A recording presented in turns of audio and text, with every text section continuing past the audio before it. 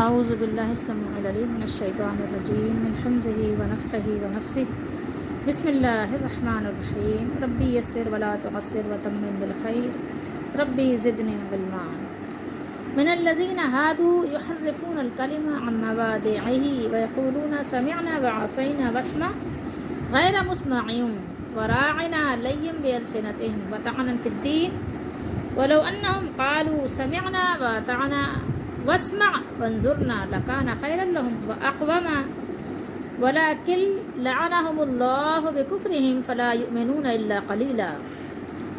آیت نمبر 46 ہے، 46 اور سورہ نساء ہے، 5واں سپارہ ہے، ترجمہ ابن کثیر کا ہے۔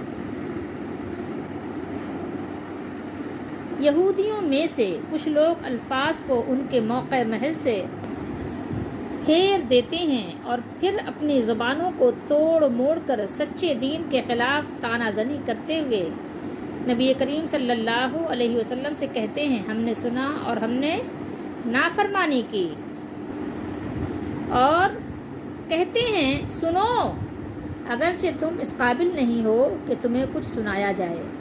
یہ کلمات کس کے ہوتے تھے؟ یہودیوں کی۔ اور آپ سے مخاطب ہو کر کہتے ہیں راعنا، یعنی اے ہمارے چرواہے، نعوذ باللہ۔ اور بے شک اگر وہ کہتے ہم نے سنا اور ہم نے اطاعت کی، اگر وہ کہتے کہ ہم نے سنا اور ہم نے اطاعت کی اور ہماری بات سنیے اور ہماری طرف نظر کیجئے تو ان کے لیے بہتر اور نہایت مناسب ہوتا، لیکن اللہ نے ان کے کفر کی وجہ سے ان پر لعنت کی، چنانچہ وہ سوائے چند لوگوں کے ایمان نہیں لاتے۔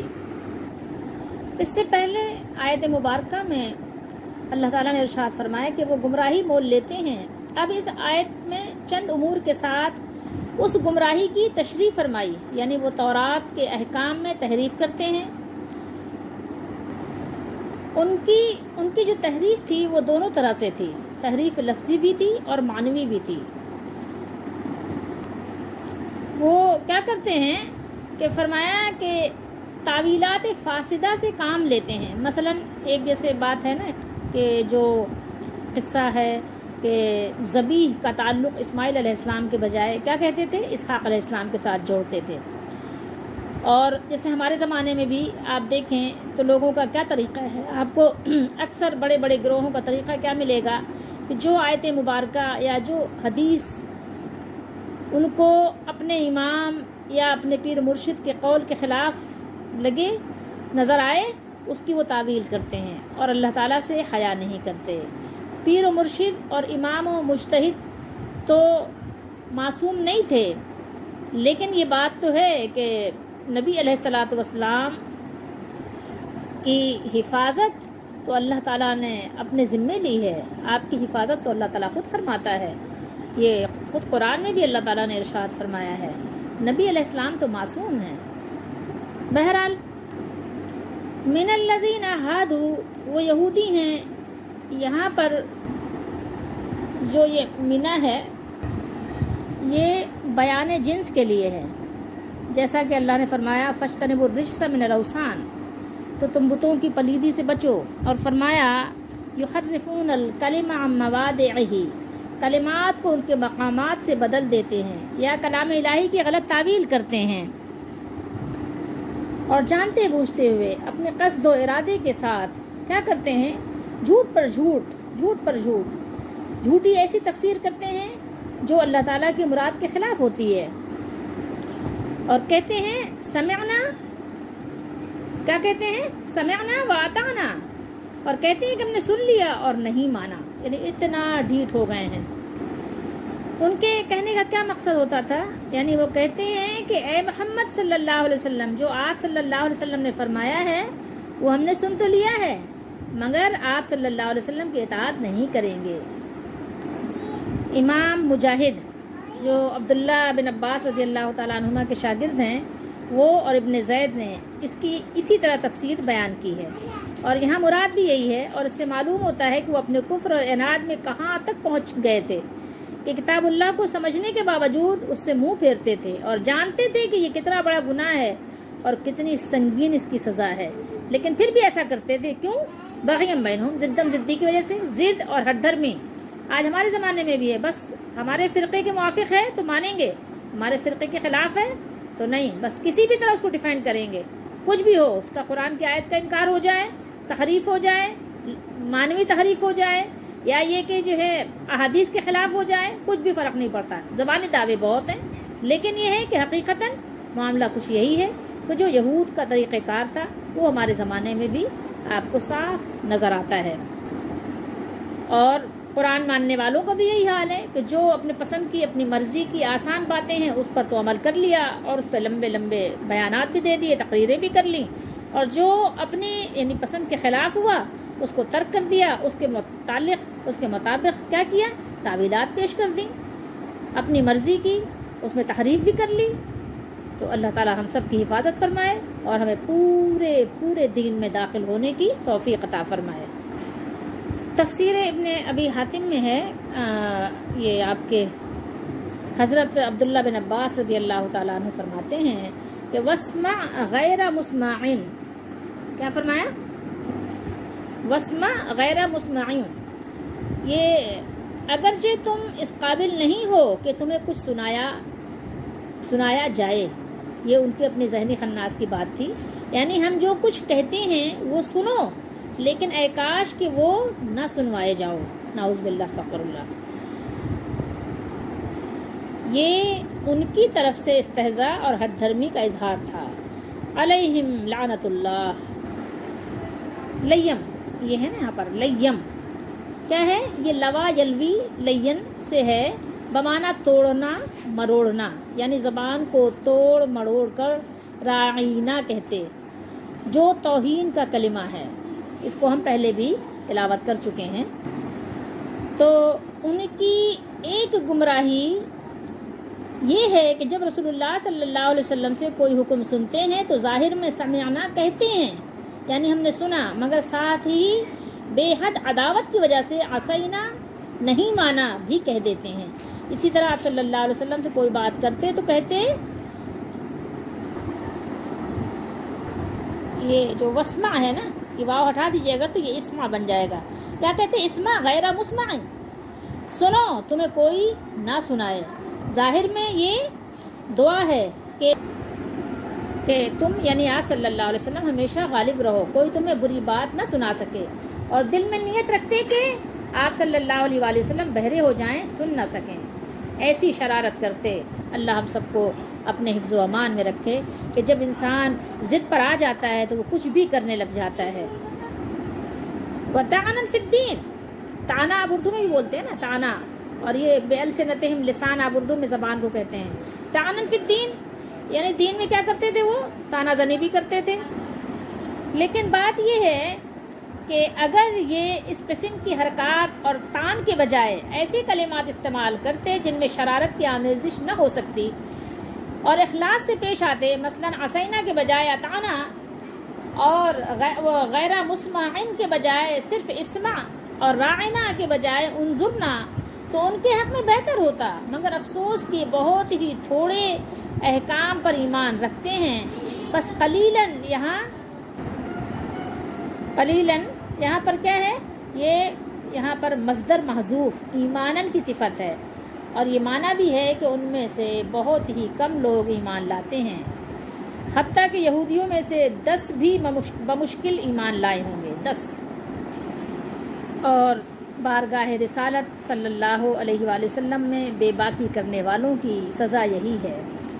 جو اللہ کے نبی کے سامنے اس طرح کی یعنی حرکات کرے، ایسی گستاخی کرے، تو ایسی گستاخی، ایسی بے باکی کرنے والوں کی سزا ہی یہ ہے کہ وہ در رحمت سے دور کر دیے جاتے ہیں.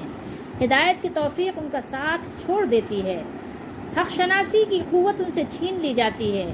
یہی سزا یہود کو دی گئی اور قیامت تک ایسے بے باکوں کو یہی سزا دی جائے گی. اللہ ہم سب کو اپنے حفظ و امان میں رکھے اور ہمیں اپنی رحمت میں ڈھانپ لے، ہماری حفاظت فرمائے کہ ہم اللہ کے رسول صلی اللہ علیہ وسلم کی ہر بات من و ان مان لیں، اور قرآن و حدیث میں اپنی طرف سے کسی بھی قسم کی کوئی تعویل یا رائے یا جرت کرنے کی کوشش نہ کریں. اللہ تعالی ہم سب کو اس پر پورے طریقے سے ایمان لانے کی اور اپنے زندگی میں اس کو نافذ کرنے کی توفیق عطا فرمائے.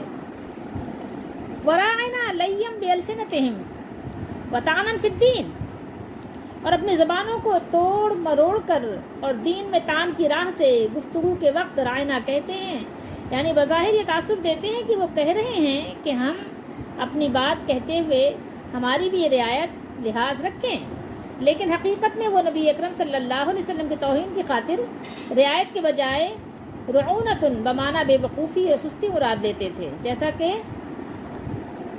سورۃ البقرہ میں اللہ تعالیٰ نے ارشاد فرمایا یا ایھا الذین آمنوا لا تقولوا رعنا وقولوا انظرنا، کہ اے ایمان والو رعنا نہ کہو بلکہ کہو کہ ہم پر نظر فرمائیے، انظرنا عرض کرو۔ یہی وجہ ہے کہ اللہ تعالیٰ نے ان یہودیوں کے بارے میں فرمایا جو بظاہر الفاظ کچھ استعمال کرتے ہیں لیکن ان کا ارادہ کچھ اور ہوتا ہے، لیم بِأَلْسِنَتِهِمْ وَطَعْنًا فِي الدِّينِ، اپنی زبانوں کو توڑ مروڑ کر اور دین میں طعن کی یعنی غرض سے گفتگو کے وقت نبی کریم صلی اللہ علیہ وسلم کی شان میں گستاخی کرتے ہیں۔ پھر فرمایا وَلَوْ أَنَّهُمْ قَالُوا سَمِعْنَا وَأَطَعْنَا وَاسْمَعْ وَانظُرْنَا لَكَانَ خَيْرًا لَهُمْ وَأَقْوَمَ وَلَكِنْ لَعَنَهُمُ اللَّهُ بِكُفْرِهِمْ فَلَا يُؤْمِنُونَ إِلَّا قَلِيلًا، اور اگر وہ یوں کہتے کہ ہم نے سن لیا اور مان لیا اور سنیے اور ہماری طرف نظر کیجئے تو ان کے حق میں بہتر ہوتا اور بات بھی بہت درست ہوتی، اور لیکن اللہ نے ان کے کفر کے سبب ان پر لعنت کر رکھی ہے، تو یہ کچھ تھوڑے ہی ایمان لاتے ہیں، ان کے دل خیر سے محروم اور اس سے دور ہٹے ہوئے ہیں، لہٰذا ان میں ایمان میں سے کوئی ایسی چیز داخل نہیں ہو سکتی جو ان کے لیے نفع بخش ہو۔ قلیلا ما یؤمنون، تو بہرحال مقصود یہ ہے کہ یہ ایسا ایمان نہیں لائیں گے جو ان کے لیے نافع ہو، نفع بخش ہو۔ ان آیات مبارکہ میں ہمارے لیے بھی بہت ہی سبق پوشیدہ ہیں کہ ہم بھی دین کے معاملے میں بہت زیادہ بحث مباحثے سے اپنا بچاؤ کیا کریں۔ ویسے بھی حدیث شریف بھی ہے، آپ صلی اللہ علیہ وسلم نے فرمایا کہ تم سے پہلے کے لوگ اسی وجہ سے ہلاک ہو گئے کہ وہ یعنی اس بحث کرتے تھے، جھڑا کرتے تھے۔ ہمارا کام ہے کہ من و ان مان لینا، اور جب اللہ اس کے رسول کی بات آ جائے تو بس پھر سب باتیں ختم ہو جاتی ہیں، پھر کسی کی بات رہ ہی نہیں سکتی۔ سب سے اوپر کیا ہے؟ کلام الہی ہے، اور پھر لازمی بات ہے جس پر اللہ نے کلام اپنا نازل کیا ہے پھر اس کی بات ہے۔ تو اب یہاں پر ہمارے لیے بحث کا کیا موقع ہے کہ ہم اپنے بات کو اوپر کرنے کے لیے بحث کریں اور قرآن مجید کی آیات میں تعویل کریں، جیسے کہ بہت سے لوگ کہتے ہیں قرآن کا ظاہری معنی، تو ظاہری معنی اور باطنی معنی انہوں نے کہاں سے بنایا؟ اپنی طرف سے بنایا، کیونکہ اللہ کے رسول صلی اللہ علیہ وسلم نے سب کچھ واضح بیان کر دیا۔ اب ظاہری باطنی کہاں سے آ گیا؟ کیا کوئی باطنی معنی الگ سے تھا، کوئی ظاہری معنی الگ سے تھا؟ تو لوگ اپنی اپنی تعویلات کرنے کے لیے اپنے اپنے معنی اور مطالب نکالتے ہیں۔ ان کو ڈرنا چاہیے کہیں ایسا نہ ہو کہ اللہ ناراض ہو جائے اور پھر اپنی رحمت سے دور کر دے اور آپ پر مہر کر دے کہ پھر آپ ایمان ایسا لا ہی نہ سکو جو آپ کو نفع دے۔ ہاں کچھ چیزوں کو مانو گے جیسے بظاہر لگے گا کہ آپ مسلمان ہو، کلمہ گو ہو، لیکن یہ کیا ہے کہ آج جیسے ہی دیکھیں آپ بہت سے لوگ ہیں مزار پرست ہیں، قبر پرست ہیں، قبر کی پوجا کر رہے ہیں، بالکل ایسی پوجا کر رہے ہیں جیسے کہ ہندو مندروں کی پوجا کر رہے ہیں، بالکل اسی طرح قبروں کو انہوں نے بنا لیا ہے۔ کوئی آپ کو فرق نہیں لگے گا، جیسے اللہ نے فرمایا کہ انہوں نے کیا کیا تھا، نام رکھ لیے تھے، کچھ نام تھے ان کے جو آباء و اجداد نے رکھ لیے تھے اور وہ اسی نام ہی پوجا کر رہے تھے۔ آج بھی آپ پوجے فلاں بزرگ ہیں، یہ فلاں بزرگ ہیں، یہ قلندر شاہ ہیں، یہ فلانے شاہ ہیں، لیکن پتہ کوئی نہیں ہے۔ اب ایسے بتائیں گے جیسے کہ کسی نبی نے خبر دی ہے، ایسی یقینی بات کریں گے، حالانکہ پتہ ہی نہیں، جس کے بارے میں آپ کو پتہ ہی نہیں اس کے بارے میں بات اور بحث کرنا کیا ہے۔ اپنی طرف سے باتیں نکال لی ہیں اور اس کو دین میں ایسی جگہ دے دی جیسے کہ یہ نبی صلی اللہ علیہ وسلم کا فرمایا ہوا آپ کا فرمان ہے، ایسی جگہ دی ہوئی ہے، اور نبی کریم صلی اللہ علیہ وسلم کا جو عمل تھا، جو آپ کا حکم تھا، جو آپ کا فرمان تھا، اس کو پیچھے ڈال دیا، اس کی کوئی اہمیت ہی نظر نہیں آتی۔ جو آپ صلی اللہ علیہ وسلم نے فرمایا تھا وہ کرتے نہیں ہیں، اور جو آپ نے نہیں فرمایا تھا اس کے لیے لڑ رہے ہیں، اس کے لیے کیا کر رہے ہیں؟ جھگڑا کر رہے ہیں، اس کے لیے بحث مباحثہ تکرار کر رہے ہیں، ایسے جیسے کہ ہمارے لیے تو جنت کا سرٹیفکیٹ مل چکا ہے ہمیں، جیسے تو ہمیں جنت میں یعنی اپنی سیٹ ہماری بک ہو چکی ہے۔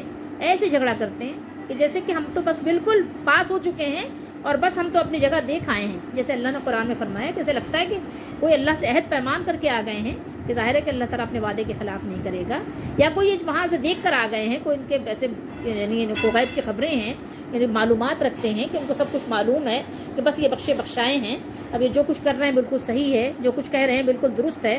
ایسا نہیں ہے، آپ نے سمجھنا ہے۔ آپ دیکھیں یہ آخرت کا معاملہ ہے، ایک مرتبہ اگر فیل ہو گئے تو پھر پاس ہونے کی کوئی امید نہیں ہے، دنیا کے امتحانات نہیں ہیں کہ چلو پھر دوبارہ بھی پیپر دے دیں گے، تیبارہ دے دیں گے. نہیں، ایسا نہیں ہے. سمجھنے کی ضرورت ہے. اللہ تعالیٰ ہم سب کو سمجھنے کی توفیق دے. یہ آیات اللہ نے بیان کی ہیں امت محمدیہ صلی اللہ علیہ وآلہ وسلم کے لیے کہ دیکھو کہیں تم ایسے نہ ہو جانا. اور رسول اللہ صلی اللہ علیہ وسلم نے فرمایا تم ضرور ان کی پیروی کرو گے، بالکل ویسے ہی ہو جاؤ گے.